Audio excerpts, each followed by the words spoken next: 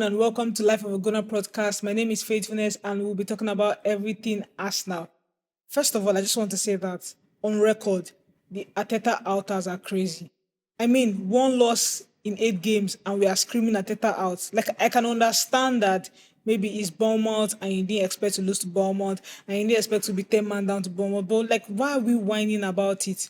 I feel like, do you understand? It has happened. We win some, we lose some. And I get it. Like, so if you're like me, you wanted Arsenal to go unbeaten this season. I think everybody wants their club to go unbeaten. But we are not perfect. We are not near perfect yet. And to actually win the league, we actually should be near perfect. It's unfortunate that we lost to Bournemouth, but I feel like we should look at the positive, look at the negatives, and move on from that. But I think it's extreme to actually see people say, "Oh, Arteta out." Like, I mean, Arteta has changed my life forever, and I am not joking. Arteta has changed the way people see us now forever. When was the last time people like compared us like to the big guns? Like now we can give Manchester City fans headache. I mean, the whole league hates us. It's funny, but it's not funny. But I mean, it's nice to be seen as the top guns. Do you understand? It's nice to be, oh, we are like in the title race with Manchester City. We are competing with Pep Guardiola for the trophy, like for the title. It is actually interesting to see. And as cynical as it sounds, we are actually getting there. Like 2 seasons ago, second, last season, second, and yeah, it feels like, oh, there are so many near misses. But I feel like we are almost there. We are going to get it right. The truth is that this season we have not hit the ground running. That's just the truth. 17 points in out of 24 points, not bad, but we can do better. 3 red cards in 8 games. I mean, that's like a lot before we even get into that.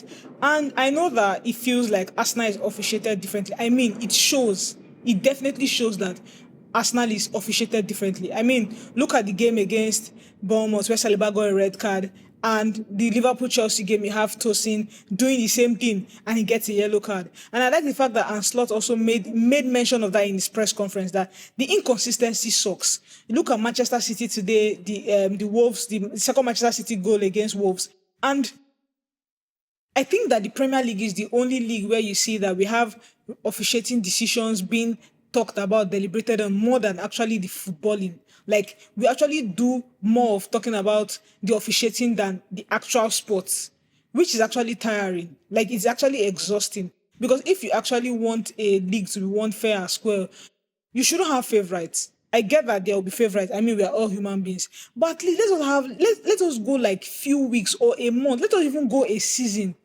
without us having like 10 cases of inconsistency in the Premier League. I feel like the officiating sucks. And I'm not just saying this as an Arsenal fan. As a football lover, it is nice to watch the Champions League and you watch La Liga and you watch Italian League and you see that there's near perfect officiating. But you watch the Premier League and you're like, what is going on?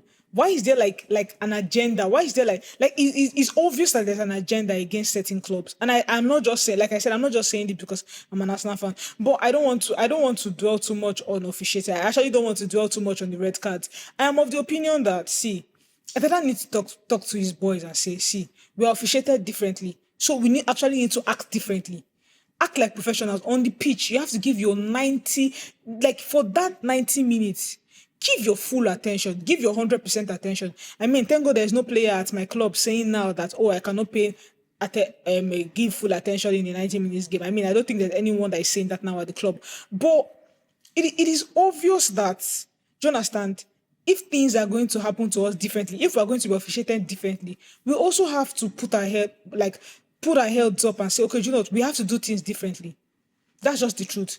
If the rule actually says, oh, when they blow the whistle for like a foul or for a throw-in, don't kick the ball. Why are you kicking the ball? Like, we might say, oh, it's harsh. It does not happen to any other club. Oh, this person did it. Facts. But we shouldn't be doing that. But like I said, I don't want to overflog the issue of officiating. I think we should just talk basically football. Um, First of all, I think from the onset, even from the transfer window, I talked about Arsenal being light in attack, and it kind of shows. We let ESR go, that's Smith Rowe go. We let Fabio Vieira go, which is nice. We let Rhys Nelson go alone, which is also nice. And if we're not getting standard replacements. I mean, the likes of Waneri, the likes of Louis Kelly. Do you understand? We expected to see more of them. We have seen bits of them, we have seen glimpses of them, but I don't know. Maybe let's just say Ateta is taking his time, but fans are also losing their heads because of that. And I think that everybody needs to calm down. Yes, we know that Waneri can play ball. We know that Lewis Kelly can play ball. But I think that fans need to put their trust in Ateta more. And I'm not just saying this because I think, oh, Ateta is a god and he has solved all our problems. There are days that he's going to miss it. For example, the starting lineup against Bournemouth, I think he missed it. Yeah, I honestly think he did. But at the end of the day, he's learning. I don't know if you get, like, he's actually learning. So we are also learning. We are not perfect because if you put me in that spot tomorrow, I can also make a mistake. If they put any other Arsenal fan in that spot tomorrow, they would obviously make mistakes. And most people feel like, oh, there's a time in football where you don't make mistakes. I don't think that time will ever come because we are all evolving. I don't know if you guys get. But that's just it for me. We win some, we lose some, we make mistakes, but it shows that there's growth. It shows that Teta is learning. Before now, if a player as important as Odegaard went missing, or like other or Saka like is injured and he cannot play like certain amount of games, you see us losing our heads. You see us not winning games. But now we can actually we actually have pulled through. And I'm not saying that we don't need Odegaard. Please don't get me wrong, because also those set of Arsenal fans that Odegaard out has, I really don't understand. I really don't know what your problem is. I mean, I know you have a problem, but I cannot figure out what it is. But let's leave that aside. And I just think that it's something that we can manage.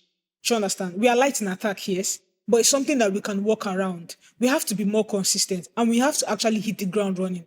Like there are certain players that have not hit the ground running for me this season. For example, like the likes of Declan Rice. We know that there's more to Declan Rice than what we are seeing now. I don't know if you guys understand. So like there's a lot more we would see from these players as time goes on. I believe so. Players that have stood out for me this season. I think for me, Kai Havertz.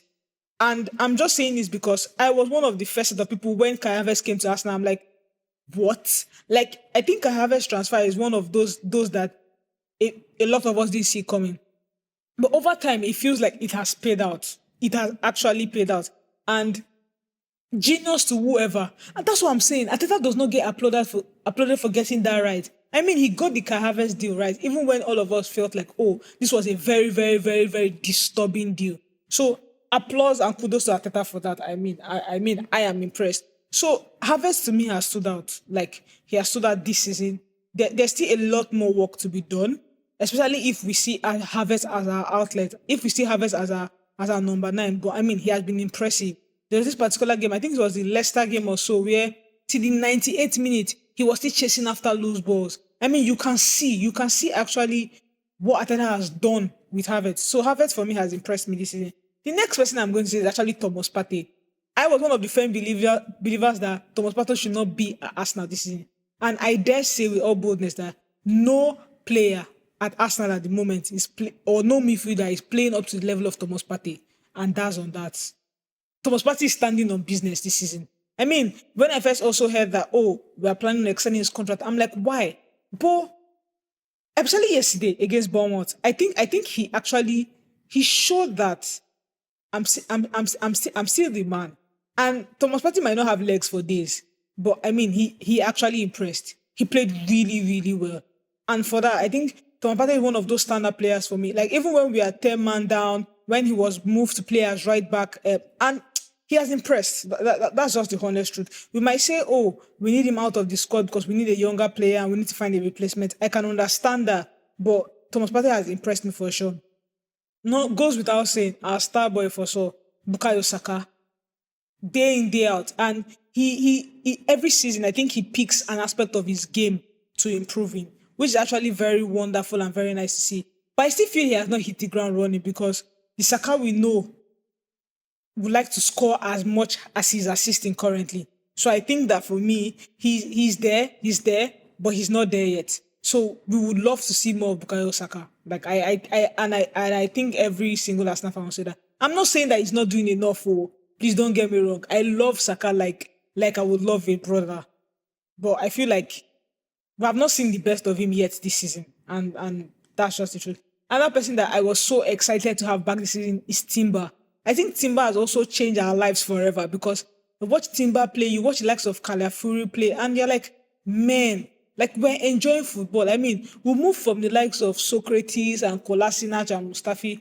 God bless their souls. They helped us.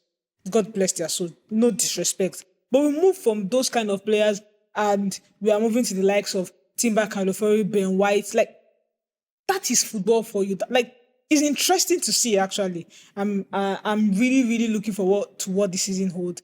And people always talk about their predictions. I mean, on Twitter, like social media, you see people saying about, oh, we can't win the league. Is Man City's here again? And what do you see Arsenal winning anything this year? I feel like I see, like, what I can say for sure is that I see Arsenal doing better than last season. That's all I can say. I can't say for sure, oh, Arsenal is going to win the Champions League or Arsenal is going to win the Premier League. I mean, it's game week 8. I think we all need to relax. But one thing is sure, I think I just see Arsenal doing better than they have done last season. That's just for me. Now, the critical, more tactical things we need to talk about. First of all, we're looking at the record and we are seeing that, oh, Arsenal have created 29 big chances and they have missed 20. That's like a lot. That means something is wrong. That's just the honest truth. We need to convert more. We need to score more. And so there was this fuss initially during the summer about, or during the transfer window about, oh, getting a number 9, getting a star striker and stuff like that. And one of the reasons why I felt Arteta was not going to buy a striker at the time was because all around the pitch we were scoring. You had Gabriel scoring goals. You had Saliba scoring goals at times. You had midfielders, Declan Rice scoring and assisting. He had double figures, goals and assists. So everybody was contributing to the scoring, to the whole scoring thingy. So I think I knew it in my being that, oh, Arteta was not going to get a striker, except he got who he wanted. But now we are not getting that. We are not scoring as much. We are not converting as much. And I think that's where our major problem has been. And defense-wise, I think Arteta has done a good job. We still have one of the best defense in the league. Although for a past couple of games now, we have conceded more than we should. But aside that, I think for defense, I think we are sorted for like a long time. I think we are really sorted for like a long time. But we need to work on converting those chances. Because that's actually what separates. That's actually what wins you leagues. That's actually what wins you titles, to be honest. You have to convert those chances. It's not about having like 90% possession, converting, scoring those goals. And I know like a lot of people or a couple of people would like to rip into Martinelli yesterday. Like I was saying, if Martinelli scored the goal, the one-on-one he had before they had that corner kick, I mean, we might not have been having that conversation of Arteta out. But these things happen. It's football. But we can't let it keep happening because we want to win a trophy this season. And I'm not just talking about Carabao Cup or Emirates Cup. I mean, we want to actually be mentioned, not just being mentioned among the big boys, but there should be proof. Arteta has done well. And I can understand the sentiment of, oh, we need to win trophies. You know, understand, like, you cannot be a Manchester United fan saying, oh, in the past 5 years, I've won more trophies than you. I can understand that. I can understand that we need to win trophies, not just because we need to brag, and also for the banter. But we are on the right track. That's just the honest truth. We're actually on the right track. But like I said, one thing that we need to work on, aside from the fact that we need to do things differently because we know that we are being officiated differently, is that we need to start converting these chances. Because Manchester City and Liverpool won this weekend means that there's already like a gap. There's already like a space. So we need to actually do things differently. I said that I don't really think I have any huge complaint about Arsenal this season. Aside from the fact that I feel like we have not hit the ground running. And it's normal, it's football. It's football. And you can just imagine that in the next couple of games, you see Arsenal like winning games. And you're like, oh, Arsenal could score this much goals. Yes, it's just football. But one thing is sure, we are going to do better than we did last season. Yes, that one, I'm very, very sure of that one. Yeah. So we're looking forward to the Shakhtar game this week. Hopefully we bounce back from I know that we'll bounce back from the defeat. I mean, I'm very, very sure that we'll bounce back from the defeat. Also, thank you guys for listening to this episode of Life of a Gunner podcast. Have a great week. Bye.